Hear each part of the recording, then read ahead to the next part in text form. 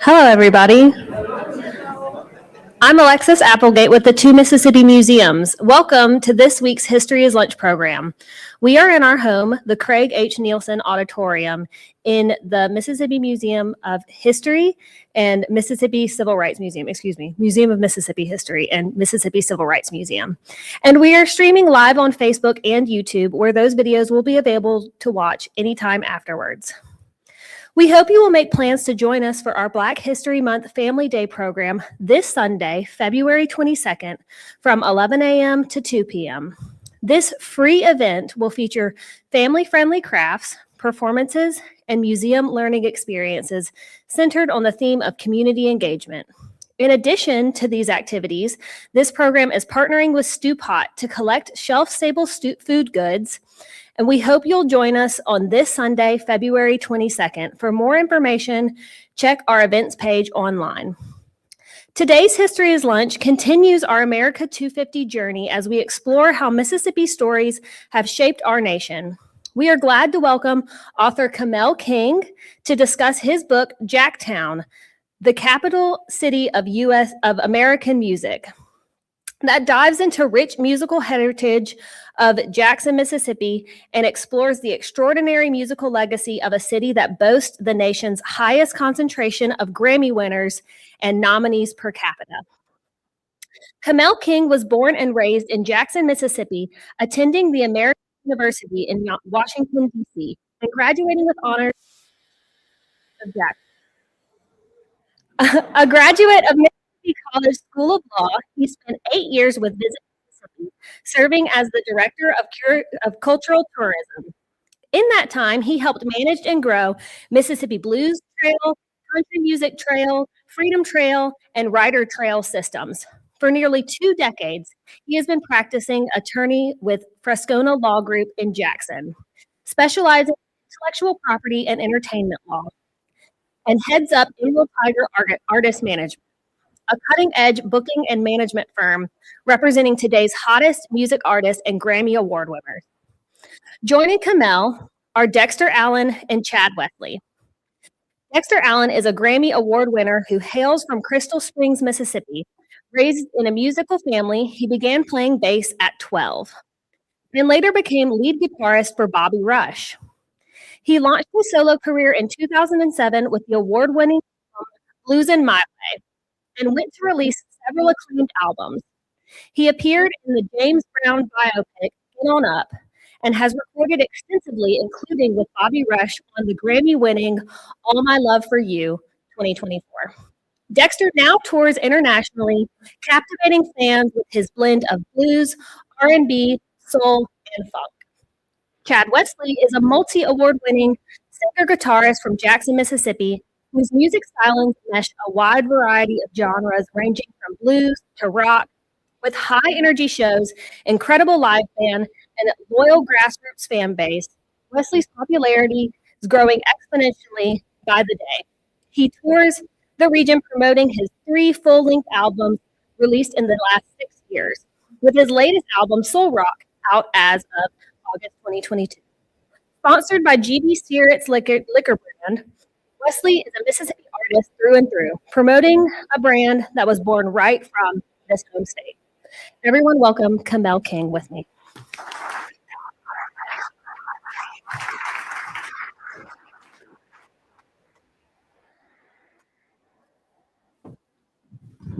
All right, good afternoon. Good afternoon. How y'all feeling today? Come on, let's get some energy up in here. How y'all feeling? We got a wonderful day in Jackson, Mississippi, the birthplace of a look, I appreciate y'all coming out to hear about our little old bitty book about big old Mississippi and about Jackson. Thank you for coming. Thank you to Mississippi Department of Archives and History, Mississippi Museums for inviting us and allowing us to be a part of this program. It's a huge honor to be here. So thank y'all for coming to hear a little bit about the book. And if you don't have it, I hope that you leave with it right over there. So my name is Kamel King. She with the labor of, long bio, but just to to tell you a little bit about myself from a practical point of view. First of all, I always say this first, I'm a man of God first. So that's number one before I'm an attorney and husband and father. That's number one. Grew up here right here in Jackson, came up under my wonderful father and best friend, Lee King. You know, maybe remember back in the day, the show Black Gold. It was like a southern spinoff of American Bandstand and Soul Train. Growing up around him, that show was number one 21 years in his time out in the Southeast. So him being a concert promoter and bringing in tours with Michael Jackson and New Edition and Four Tops, Whispers, and just all type of artists, I grew up around him in the industry. And, being a son of a beautiful father, I wanted to be like him.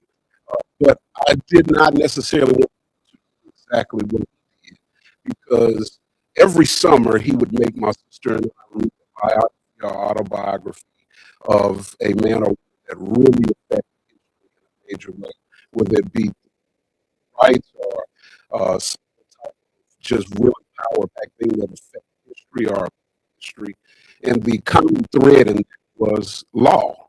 And so early on, I wanted to blend entertainment with um, that was always, and have the privilege of seeing the industry from his vantage point such a huge blessing because it exposed me to artists and how it works behind the scenes, taking the pitfalls.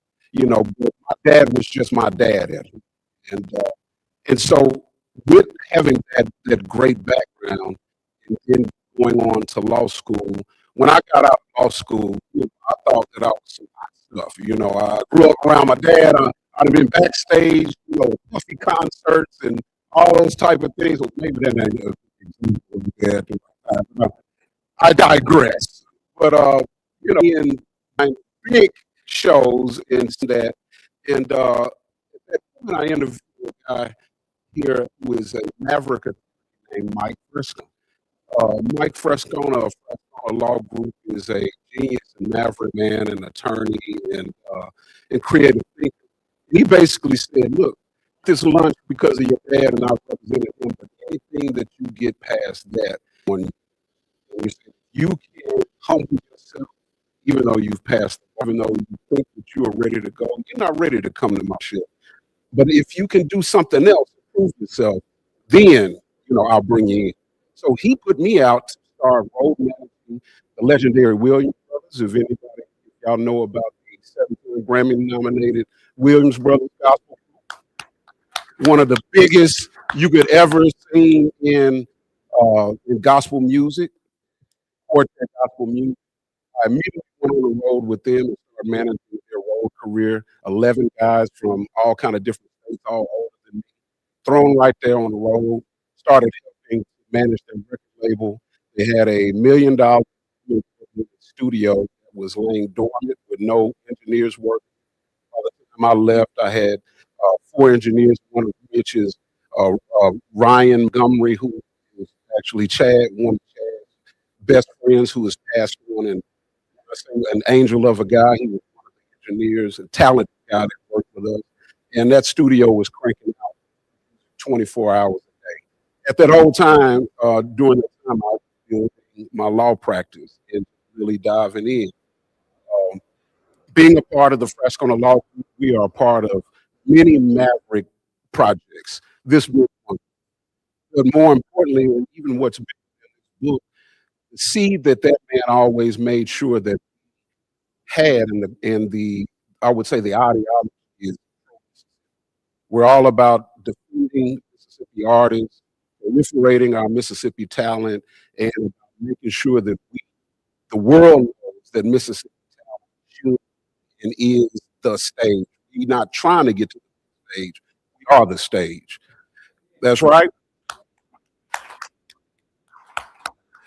So one of the projects that we took on was called the Governor's Grammy, where at that point, practicing at the firm, Governor Haley Barber at the time, Craig Ray, visit Mississippi, and our law firm put on a show celebrating Mississippi's Grammy Award winners and nominees. That show had international people in it. It was so big. We partnered up with Hartley Peavy with Peavy Electronics, being sponsor. That show gained so much popularity and so much notoriety from the Grammy organization, or rather, they started to partner with us that they had never partnered with Mississippi. That relationship ended up uh, having us produce a show during Grammy Week at the LA Grammy Museum. Mississippi was the only state that had a standing appointment every Grammy week to put on the LA Grammy Museum. It was turning it out. I mean, Vanity Fair actually, with one of our events, rated our event as one of the sexiest places to be on the planet. So when Vanity Fair blew that up, we really got the attention of the Recording Academy. And that's how we know this, because we're bricklayers. We're behind the scenes. We're not trying to be the stars. That relationship is what brought the Grammy Museum, Mississippi, to Cleveland, Mississippi. So that is kind of, as we're talking about history is lunch, that's kind of a quick history of why Mississippi and why heart of blues, the heart of just music, period, is the reason why that museum is there. Now, we're here today to talk about Jacktown, USA. I'm so excited about this book, not because I'm the author alone, but because of these artists that are in this book and what we are representing. All I did was pull together the people that we ancestrally work with, who we honor, that we care for. But before I go on, I want to just say I'd like for this young man right here to stand up, if you don't mind. Doctor, please stand up. We're going to give you your flowers right now. Please announce to the crowd your name and who you are, sir. Tell y'all something. I would not be an attorney if it wasn't for Dr. Holmes. He was the head of the pre-law program, political science, proud alumni. That man made sure that I got out of there. It's tough on me, and you were not getting through his pre-law programming without knowing something. So on top of standing on the shoulders of my father, on the shoulders of Mike Frescone, and so many other men and women, stand on his shoulders, sir.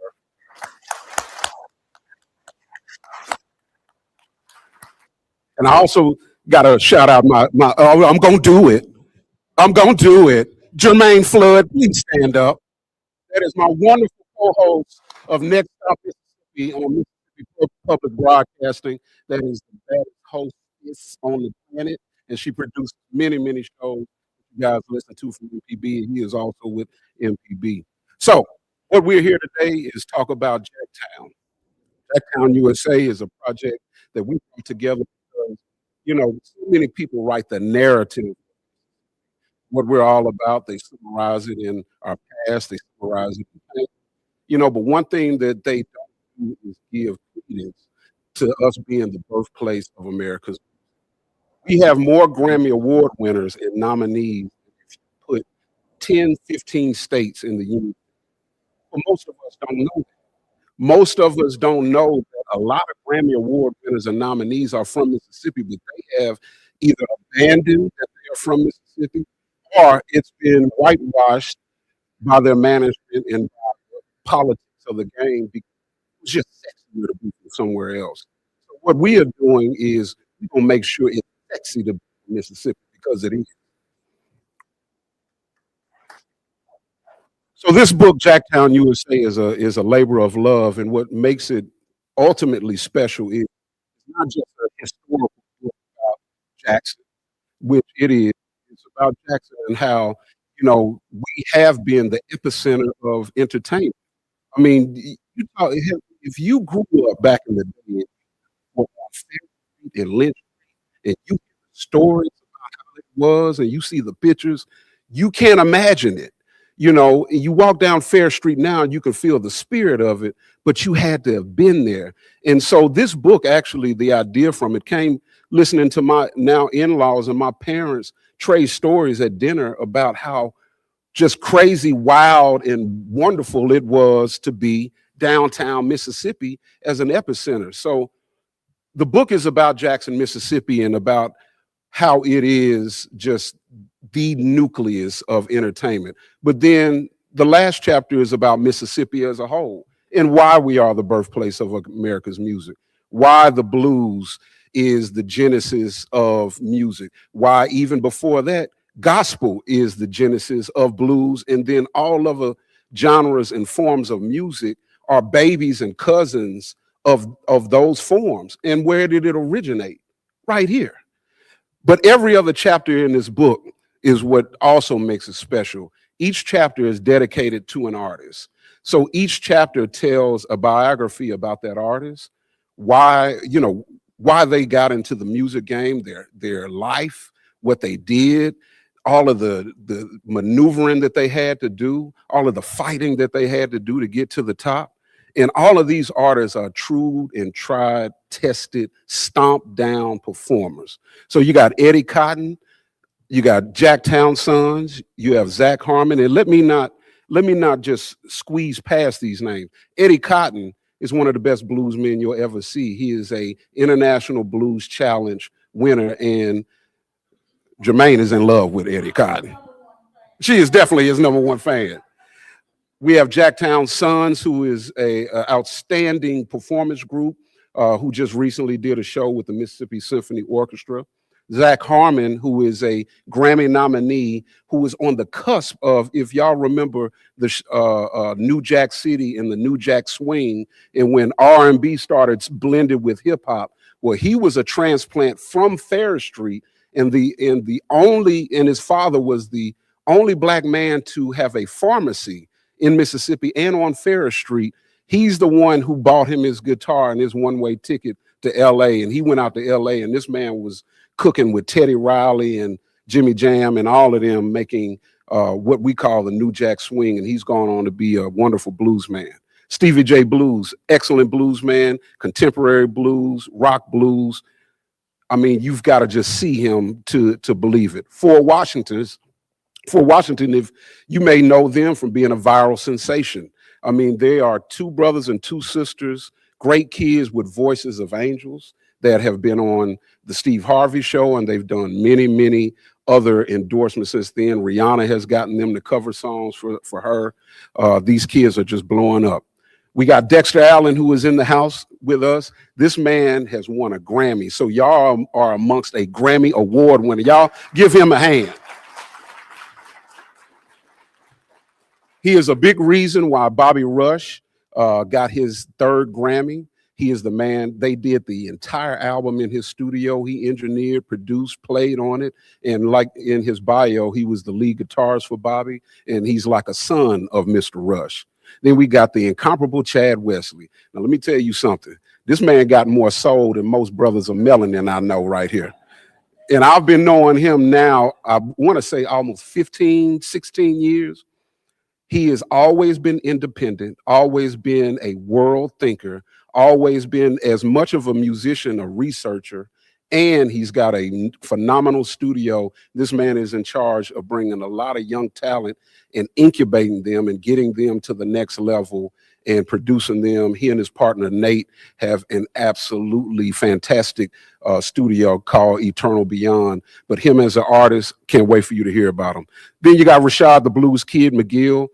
Big old boy. I'm talking about looking like he a linebacker out the NFL and can move. And I saw him at Chicago Blues Festival, and he reminded me of Morris Day in the Times. And we brought him in and have put our arms around him. And last year, he placed 2nd at the International Blues Challenge, which is a huge thing because people come from all over the world to compete. He came in 2nd. If it wasn't for politics, he'd have been #1. First year that doesn't happen. And then Benjamin Wright. Now, he's not an artist, but he's an artist's artist. This man has won many Grammys. He lives in LA, and he has been the orchestra director for the Nobel Peace Prize Orchestra. He has produced everybody from Michael Jackson's first album all the way to Justin Timberlake. He is from Greenwood, Mississippi, did not finish high school, went out to LA. He went to LA before LA was LA as a Mississippian. And as a matter of fact, is part of the reason why Zach Harmon is who he is, because when Zach got out there in the 80s, all he heard about was Dr. Benjamin Wright, who had already made a name writing charts, recording strings. This man is a musician's musician. So we are just honored to have them as a part of this book. So just to give you a few visuals, because at Frascona Law Group, not only are we attorneys, but we get involved with our artists. We don't just sit on the sidelines and push paper. That's what makes us uniquely qualified, is because we are all blessed to have done many things and been so fluid in entertainment, you know, that we are able to talk and deal with artists on another level. And that's why we brought this book together. So check out a little bit of something about the book.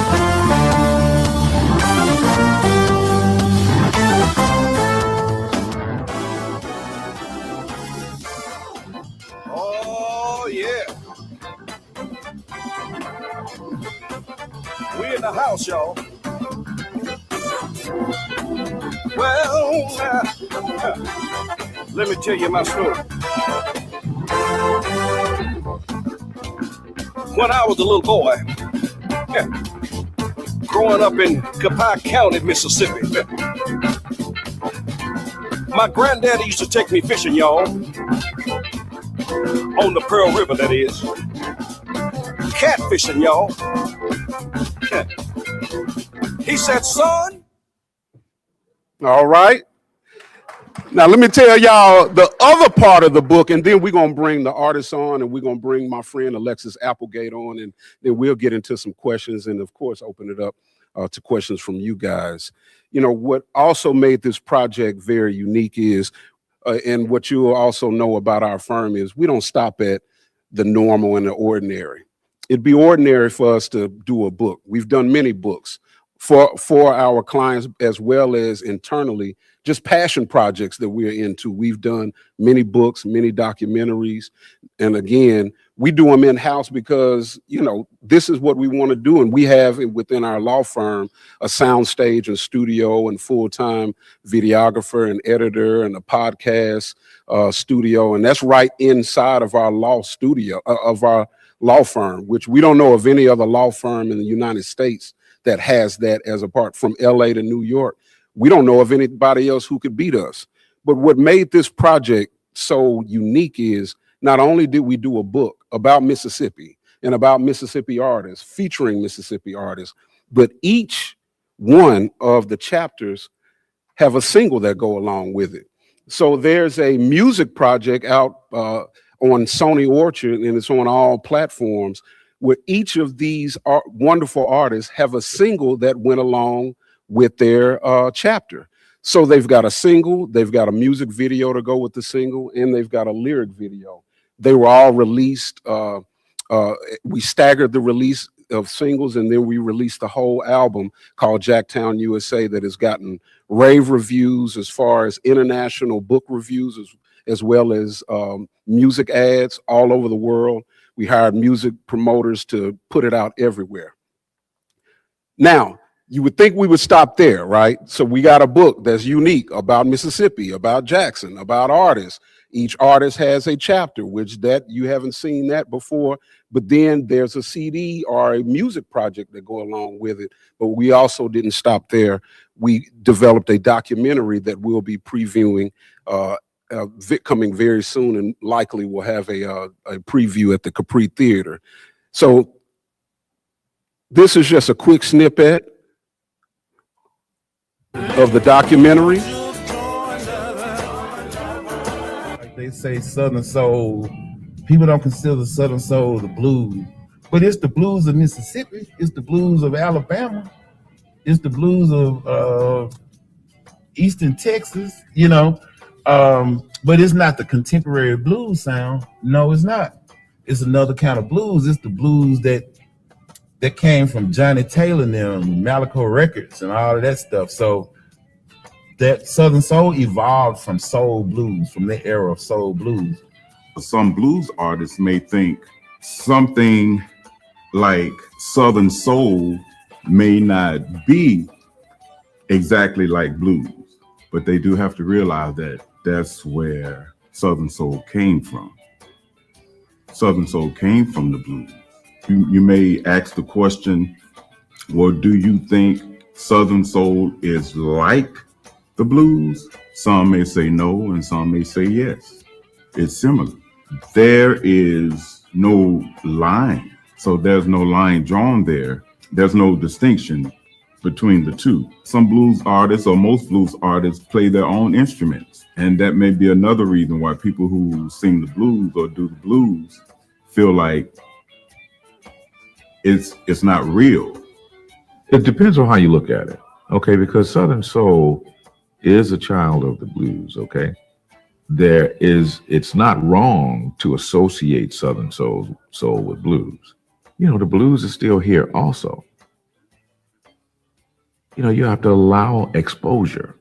Well, see, the thing is, when you talk about Southern soul, a lot of promoters will have a show and they'll call it, hey, the big blues show. And then when you look at the artists that are on the card, none of them are quote unquote industry wise blues artists.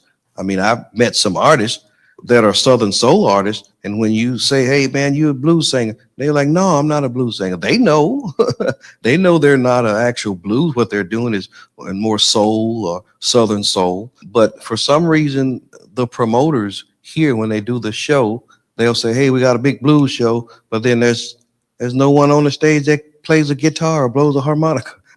You know, this thing around here now is they call it blues when it's convenient, but this Southern soul thing, but it's getting more radio play regionally than blues is, in my opinion.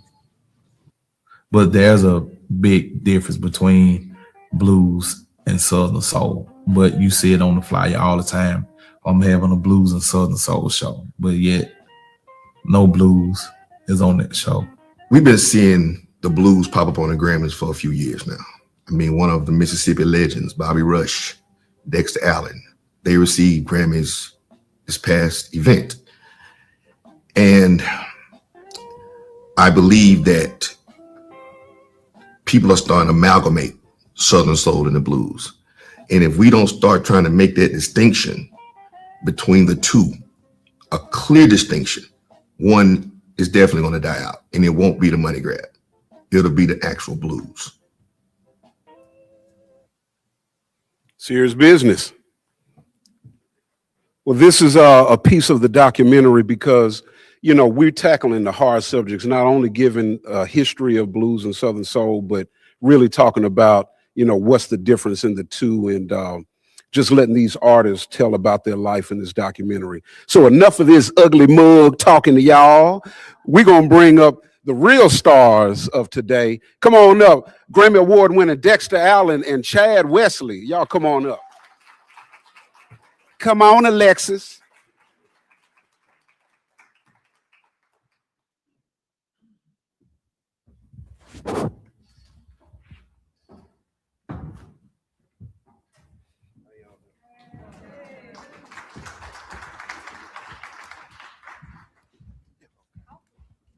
How blessed are we to have Grammy winner in the house, and as well as these amazing artists.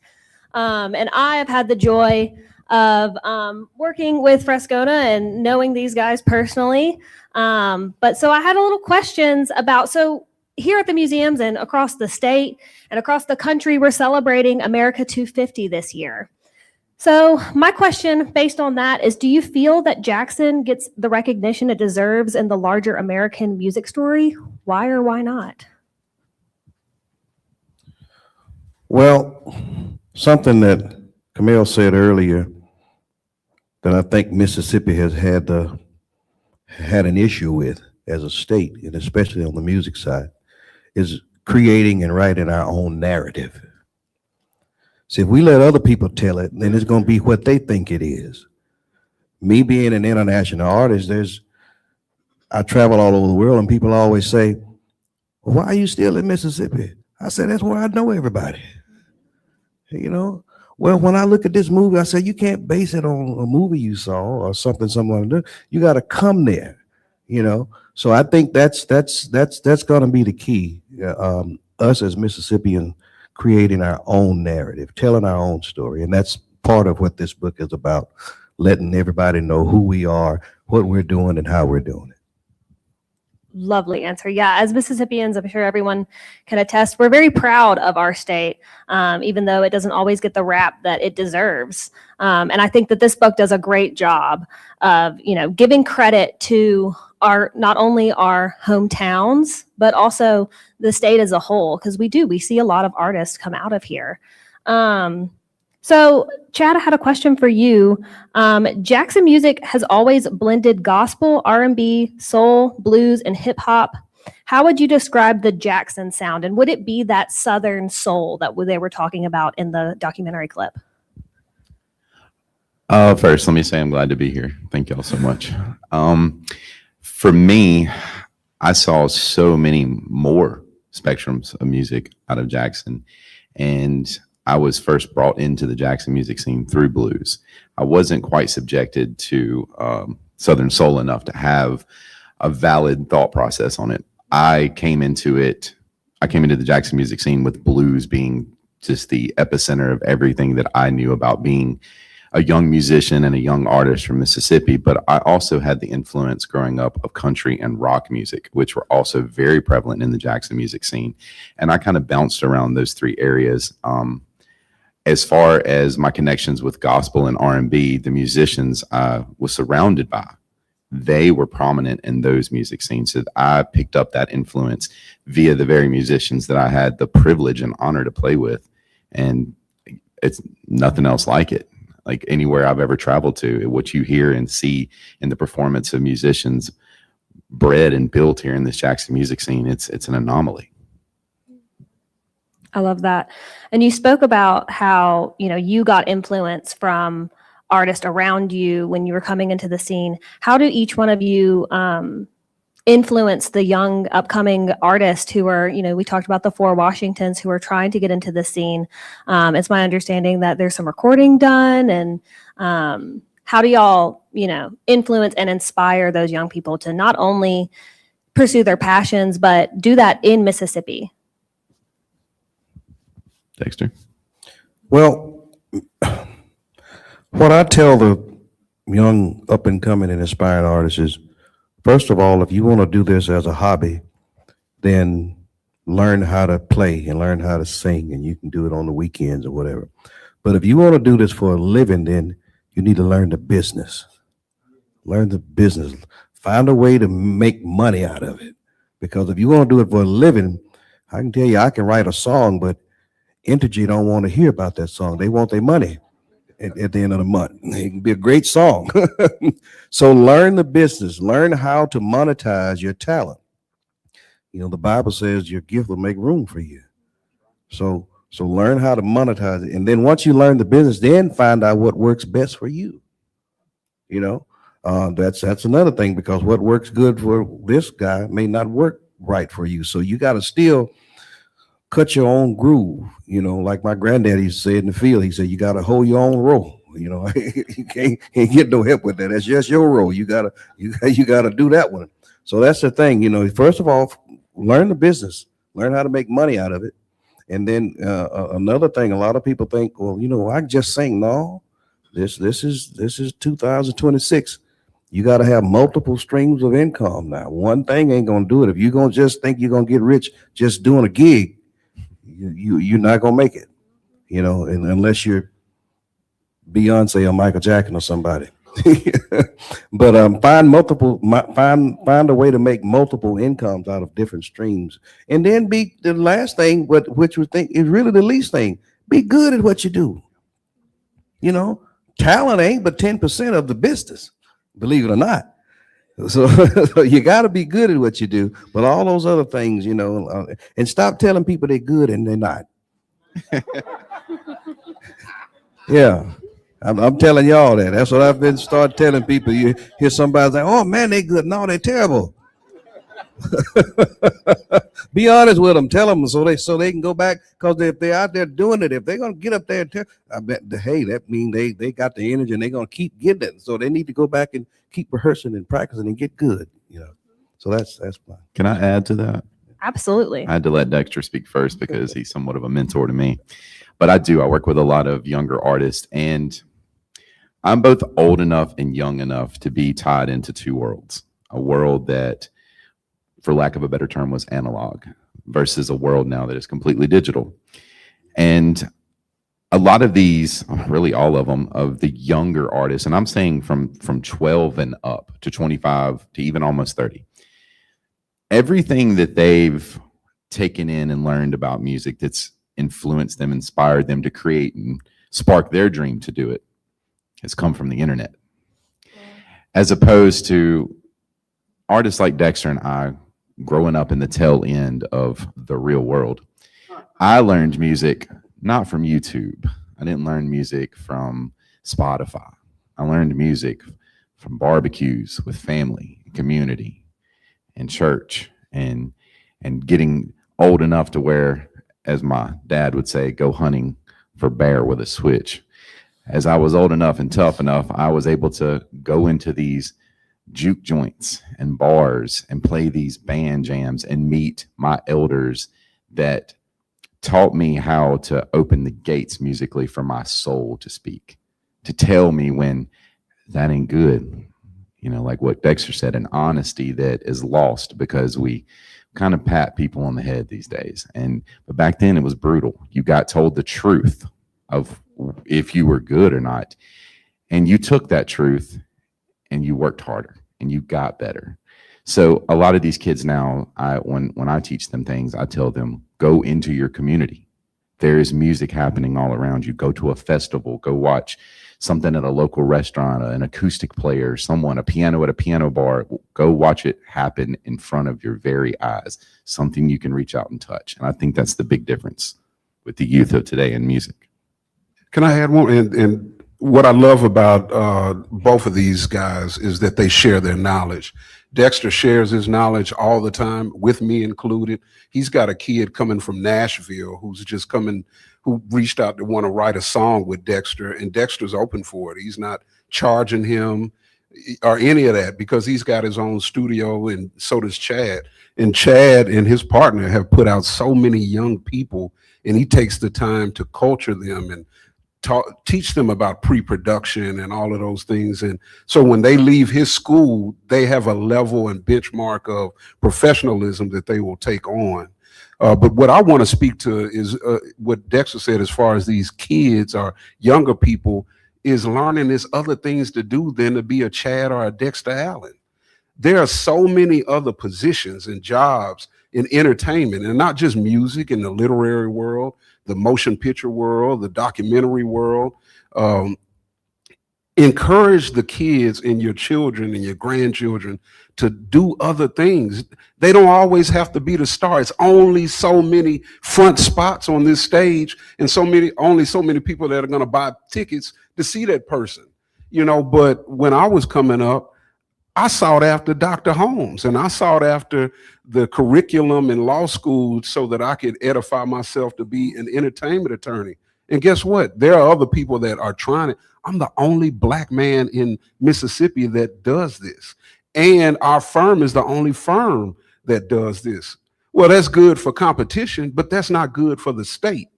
We need more professionals, more professional agents. Look at all the exporting we do with our talent and we do with our athletes. And then they go other places and get out-of-town agents, out-of-town attorneys, out-of-town managers who don't care nothing about them and don't have any context of how it was to be in Mississippi. So they don't have an emotional connection to them versus us culturing our own talent. You know, I liken Mississippi like Jethro in the Beverly Hillbillies. And as dating myself, all of this right under the topsoil is full of oil, and that's Mississippi. I mean, you can shoot it and it spouts out the ground. But guess what we do? We export it crude, we export it cheap. The other places refine it, the other places brand it, the other places decide the market for it, and they never rebrand it back to Mississippi. So guess what? We don't get the credit or the money.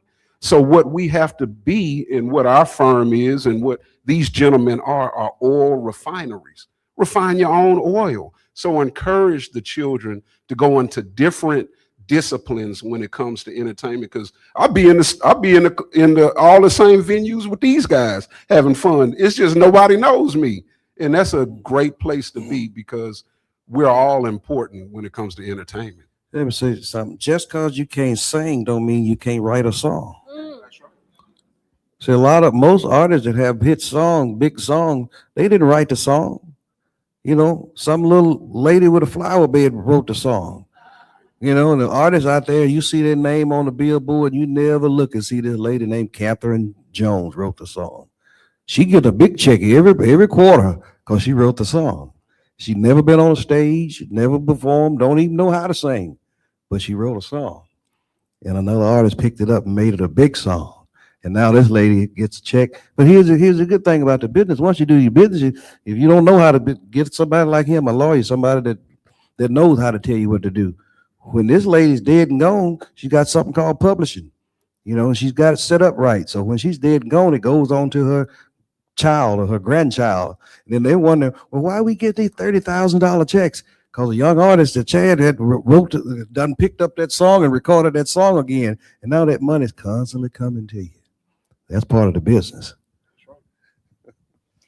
I love that. Is a great segue into, I had a question about how it is working in entertainment law, specifically for you, Kamel, and what this term intellectual property means and how the importance of teaching young artists and artists who have been in the industry for a while, what that means in the grand scheme of the music industry. Certainly, and I don't want to put too much focus on me because, again, these are the stars, but that's a great question. We're talking about copyrights and trademarks and protecting. Look at music and song. We're talking specifically about music, but you can assign this to a play, you can assign it to a book, you can assign it to a movie, but talking about music, look at it as real estate. That's why they call it intellectual property, because it is property that you're producing out of your intellect. So, I mean, the same way you have a deed on a house, there's a copyright on a song, which says, I own this, and I own this as of this date, and I can defend this federally in court if you were to sample it, take it, redo it, and not get permission. But so many times you have artists that don't think that you need somebody like me until they have made it to a precipice of their career. Well, by that time, you already have lost so much money and you bled so much. We're coming in playing cleanup versus advancing you. And, you know, start these relationships very early, because don't let the suit fool you. If you come to me and we have a relationship and this is all you got, I'm gonna work with you if you're a Mississippi artist, because we gotta protect our own. So, you know, just to answer that question, you know, you're dealing with trademarks and protecting your brand and your name and your music and your image and your name, image, and likeness. You know, all those things, edify yourself, because with that phone now, is no excuses. I love that. So as we know, Mississippi music has traveled all over the world. When you perform for international audiences, what do you notice about people from other countries and how they connect to the stories and music from Jackson? Imitation is the greatest form of flattery. Very Go true. all the way back to the 60s with the British invasion, with the Rolling Stones openly admitting that they took influence from Muddy Waters and other Mississippi blues artists. To this day, Robert Plant, lead singer of the famous band Led Zeppelin, is a stickler for coming to Mississippi and just bathing in the culture here of everything that he can touch musically. Mississippi's had an effect worldwide that I think it's going to be tens of dozens of more years before history can even unravel the amount of influence that Mississippi had in the grand scheme of modern civilization and pop culture. I love that. And as we're kind of getting ready for some audience questions, I'll have us wrap up with, I'd like all of you to answer, what is the next chapter for Jackson music scene? The next chapter I feel for Jackson is to, first of all, keep doing what we've been doing as it relates to music, writing, and creating. But now we have to recognize these other platforms that now the doors, there aren't as many gatekeepers now because of technology and knowledge and so forth and so on. So we got to keep our feet on the ground, keep our ears open, and create our own stories, our own narratives, things like this book, documentaries and things like this. I mean, everybody's got a computer. They own the social media stuff. You know, sometimes the news ain't got nothing but negative stuff on it. Well, we got platforms now as citizens. We got stuff. Put something positive up there. If you got a cookout, everybody having a good time, show that. You know, let's not show the people cars getting broke into it and fighting and going. Well, they doing that everywhere else, but that's sometimes what the media will put out there. But as citizens, do that. Let's show more positive things. And when you hear about live things going on, especially live blues music, go support it. You know, go out and see old Dexter Allen or Chad Wesley or Eddie Cotton or whoever. Come see us. We still singing. You know, we ain't singing to a track. You know, we got a full band. I got to play my bass player, my guitar player, and all that. Well, they're gonna be mad at me at the end of the night. So continue supporting your live music scenes, and just us blues artists and any other genre, not just blues. If they're from Mississippi, let's just be about Mississippi. Let's create our own story. Let's tell it like it really is. You know, because there's some people, believe it or not, true story. I was in Seattle, Washington, and the promoter picked me up from the airport, and he was saying, "Well, man, how long you been in Mississippi?" I said, "My whole life." He said, "Why are you staying down there?" I said, "Well, that's where I'm from." He said, "Well, man, don't they treat y'all bad down there?" I said, "What you mean?" He said, "Well, I don't know." He said, "I just figured you wouldn't want to live down there." I said, "Oh, okay." I said, "Have you ever been to Mississippi?" He said, "No." So there it is. You don't know what another person's interpretation is of where you are. So we got to create our own stories. We got to tell people that we ain't riding around in buggies around here. We got more than one stoplight, and all of that. So we got to continue to create our own narrative. I get scared sometimes when someone visits here from another state and they make the appalling discovery that it's nice here. Because we're nice here. Us people, our culture, our art, it's friendly. And the cost of living ain't too bad either. I almost want to tell them to, look, don't go back there now telling everybody what you saw. Listen, you got room for everybody else. But Dexter's right.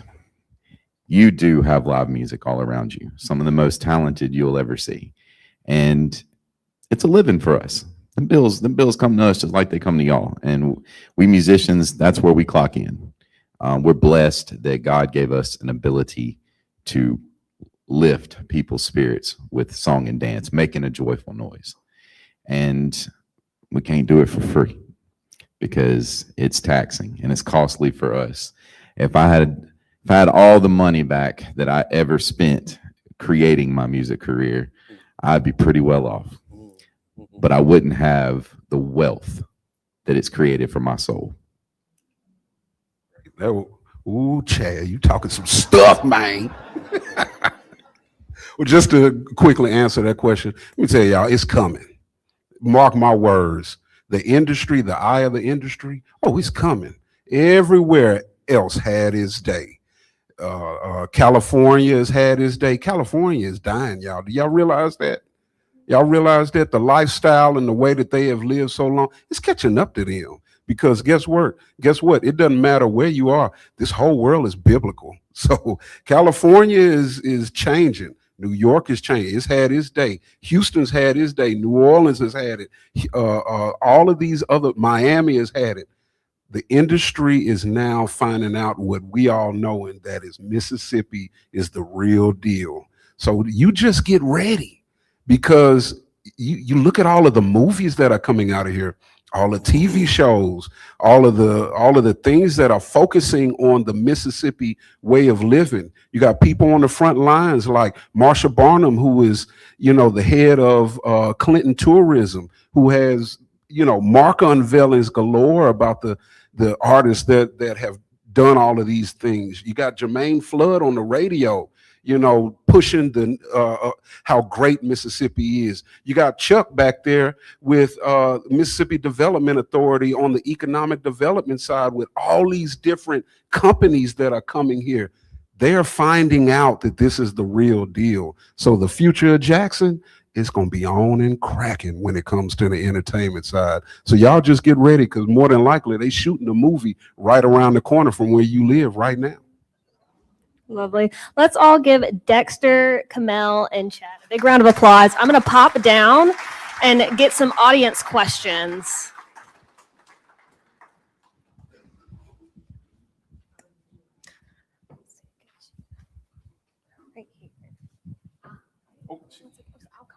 Good afternoon. Is this on? Can you hear me? Yes, Okay, sir. My name is Charles Smarty Pants King. Oh my God. No, I'm not the guy. Charles Smarty Pants I'm King. not my guy, but Oh my, sir, how you doing? Y'all don't remember Smarty Pants, who used to be in all of the schools teaching kids about drugs and the stay away from, who would come dressed in his own outfit. I appreciate you. Man. This is for you. I appreciate Oh you. my God. Mr. King. I'm going to get your book. I'm going to look for the documentary. And to all of you, this is right on time. I'm a member of different organizations. I talk to different students at the schools. And a lot of them want to be rappers because they see it being an athlete, a rapper. They could be, take a trade. But I'm going to send them to you. And I mentioned to them when they get an attorney, it's business. It's not personal. They charge. It's a business. Ben Franklin said a secret can be kept by 3 people if 2 of them are dead. So I've been sending them to the Library of Congress to get their trademark, patent, or copyright. But I need to send the music people to you so they can be protected. But thank you, and your sister and your dad.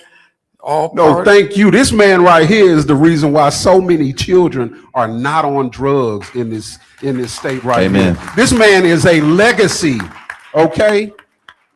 He was the Dare before Dare. I'm sorry. Oh, no, quite all right. I am a director of an organization called Arts Classical. And since 2008, we've gone all around the city promoting music and the arts. My office is located in the Medical Mall. We have very low self-esteem, thanks to the church, when it comes to the blues. It's such a sinful thing. Unfortunately or fortunately, I'm a member of the Mississippi Blues Society. And you have a lot of work to do to dispel that guilt feeling of us participating in the blues, yet we love it behind the closed doors. Thank you. But our people need to go back. I have my sons. You may know my son, right? You don't.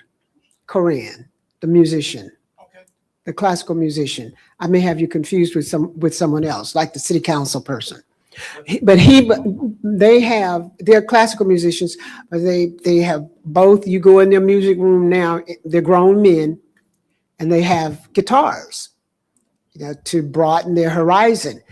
And I need your business card for them, because they too have low self-esteem when it comes to playing their classical music, because they say that we don't really appreciate it, but yet it came from the blues. Everything came from the blues.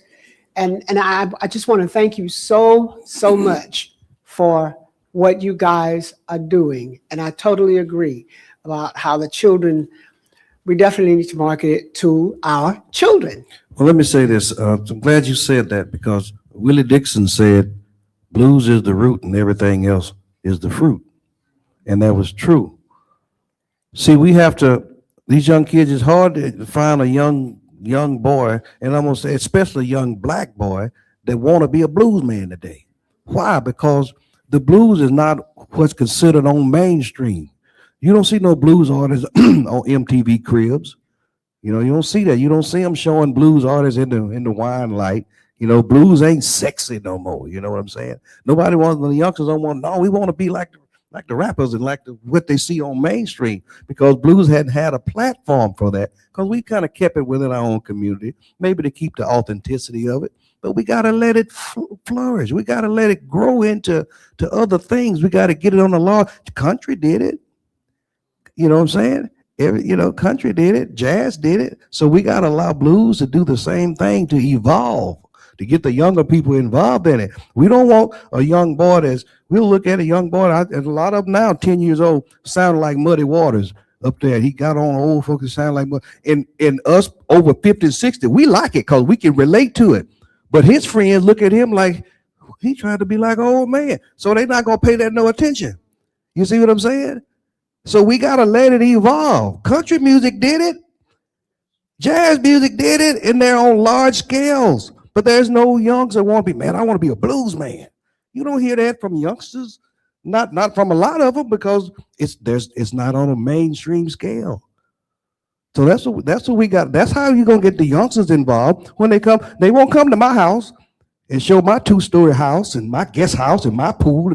No, they don't want to show that, because the mainstreamers, they want to keep blues down here. So that's what we're doing. Opening the door, let them in. Come on. Hi, I'm going to make it quick so somebody else can have a turn. I commend you on taking control of the narrative and the importance of us telling our own stories. So I'm very thankful to you for that.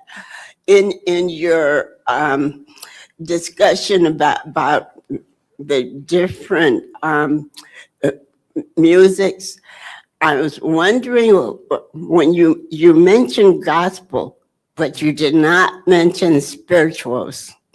And for me, spirituals is really the beginning. And I think that's very important, because it writes side by side with the blues.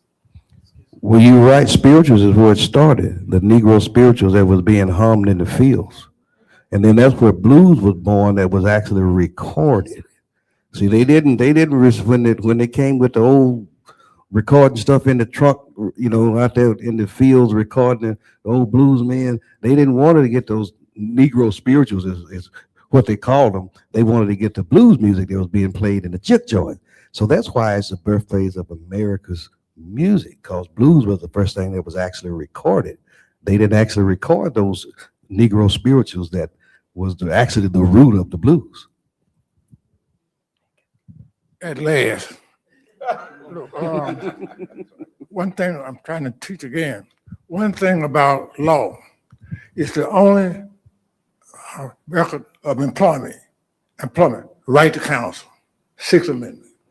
So then you teach children about how to think. What they're talking about is intellectual property, whether it's copyright, trademark, or patent. That's what it comes down to. How much does the law affect you? You're not born until you have a birth certificate. Even when you die, if you don't have a will or a trust, law affects you. So what I say, from the womb to the tomb, after that, comprehensive. Yes, ma'am.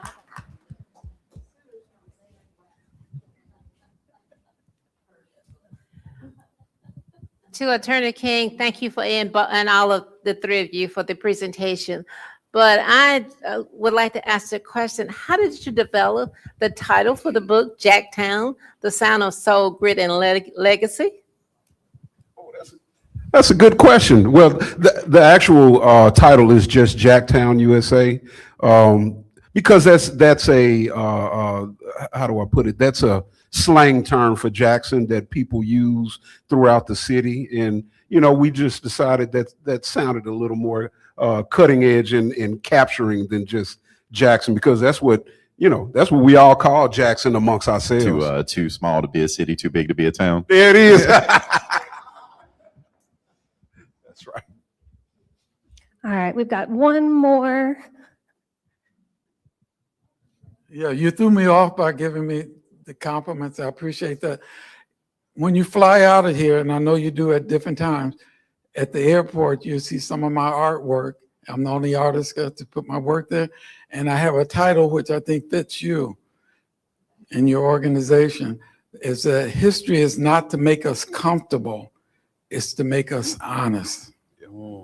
And keep up the honesty because it's coming. Thank you, Mr. King. That man has been a family friend for forever and was tight with my Aunt Tammy. Boy, I miss her, and I know you do too. Yes, indeed. Great All to right. see you, Mr. King. Last one. Go ahead. Oh, you're so nice. This is not a, no, my question, I mean, I can sing, but that's not what we're here for. I'm not, the question is, how important is it to bring legal in when working on your strategy as an artist? I see so many artists are coming from Mississippi, and I'm always like, so what is the strategy in being you're an attorney and you're all artists? How important is it to bring in legal counsel or legal representation when you are developing your overall strategy? Want to take a crack at it, Chad? Music is a product, and a product is born from business.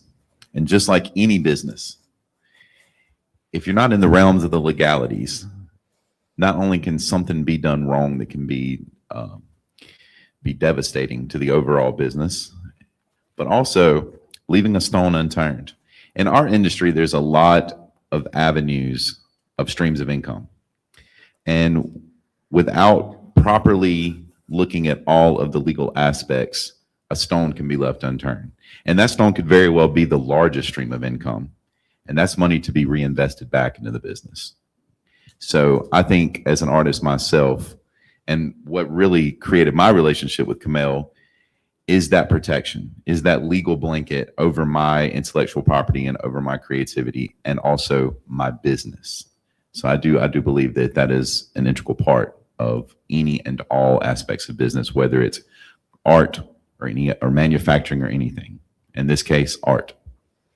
I'll say something, and thank you, Chad. And I'll say real quick, Alexis, one of my biggest, greatest clients and artists that I deal with, y'all may know him as Jay Wan. He's a Southern soul artist that has done a lot of major things.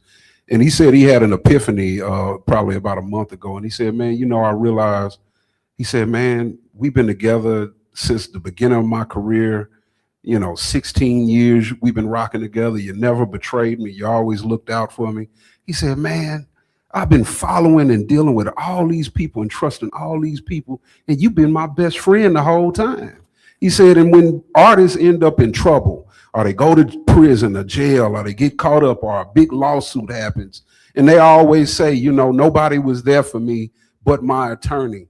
You know, a lot of the times, man, we are the only ones fighting in the dirt with the artists. When the family don't understand what's going on, when the industry wants to mock you, when social media want to make a fool out of you, it's your attorney who get down in the dirt and fight to bring you out of those things, or fight to make sure you get what you're supposed to get and that you're defended, and you can just be the artist and let me be the bad guy. Let me be the person that says no, or we need more for that. And you sit back and you be the artist. So I like being on the front lines because I love when other attorneys take for granted that I'm from Mississippi and I whip they all the way. It don't matter if you're from across the country or in another country. I know what I'm doing. We know what we're doing. And please, please take for granted that I'm from Mississippi. I'm gonna have you pinned on the mat, and the artist is gonna be the benefactor of that. All right, let's give it up for Kamel, Dexter, and Chad once again. All right, before we wrap up, I wanted to give a special announcement to a memorial coming up for Habunya Lipsy. The theme is We Remember Lest We Forget. It's happening this on Saturday, February 28th at 11:30 to 1, and with the guest speaker of Dr. Ivory Phillips. Miss Lipsy was born, who was an 18-year-old citizen at Holmes County, was murdered by a lynch mob at her home site near Pickens, Mississippi. This murder is practically unknown to many, and Habunya is listed in the 1923 monolith of the Civil Rights Museum here. We really want to honor all the people. Hopefully, we will have her name being posted very soon, but I wanted to invite everyone to come out to Pickens, Mississippi. There should be flyers on everyone's tables. So if you need the information, you can also contact Miss Carolyn Gray Primer. All right. Thanks again for Dexter, Chad, and Kamel here. They will be available to the left of the stage for any questions that you have, to the right of the stage, well, depending on where you're looking, of the stage, the usual spot. For any additional questions that you might have, please stop by and buy their book, Jacktown, USA. And I hope you'll join us next week, where Roy DeBerry, John Lyons, and Avilvia Fulton and Sharon Gates Albert will present the history of Benton County Freedom Train, a newspaper featuring the freedom struggle of local people in Benton County. Thank y'all. Have a great day. Thank y'all.